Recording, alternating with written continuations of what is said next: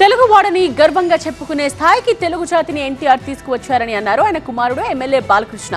ఎన్టీఆర్ చాలా మందిలో రాజకీయ ఆసక్తిని పెంచారన్నారు. ఎన్నో సాహసోపేతమైన పథకాలు తీసుకువచ్చి అందరి గుండెల్లో శాశ్వతంగా నిలిచిపోయారన్నారు. హైదరాబాద్లో ఎన్టీఆర్ సమాధి దగ్గర నివాళులర్పించారు బాలకృష్ణ.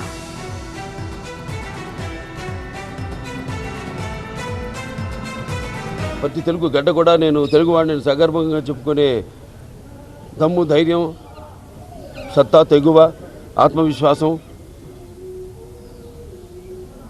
పదును పెట్టి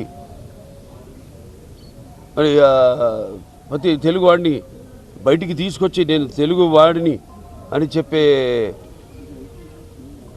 సత్తా, ధైర్యం ఇచ్చిన తెలుగు తేజ నందమూరి తారక రామారావు గారు. అంతకుముందు వరకు చాలామందికి ఈ రాజకీయాల మీద ఆసక్తి ఉండేది కాదు, చాలామందికి తెలిసేది కూడా కాదు. అటువంటిది ఆయన ఈ తెలుగుదేశం పార్టీని పెట్టి అందరిలోనూ ఒక రాజకీయ చైతన్యం తీసుకొచ్చిన ఓ మహానాయకుడు నందమూరి తారక రామారావు గారు. మనం చూసుకుంటే ఇక్కడ మండలాలు, ఇక్కడ 330 తాలూకాలు ఉండేవి. అటువంటి వాటిని 1100 మండలాలుగా విభజించి ప్రజల వద్దకు పాలనను తీసుకొచ్చిన మహానుభావుడు నందమూరి తారక రామారావు.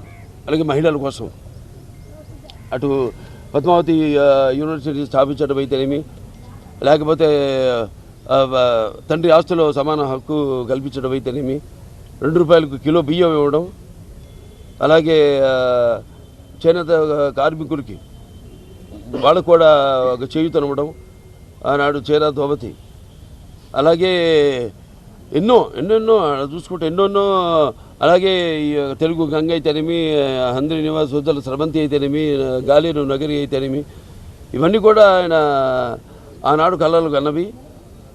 అలాగే తెలుగు గంగ ద్వారా ఆయన అటు రాయలసీమ, చిత్తూరు జిల్లాకి నీళ్ళు ఇచ్చి సస్యశామలం చేయడమే కాదు, అటు ఎక్కడైతే ఆయన పెరిగి అంత మహానటుడు అయ్యాడు, చెన్నై నగరానికి కూడా నీళ్ళిచ్చిన మహానుభావుడు, అభినవ భగీరథుడు నందమూరి తారక రామారావు గారు.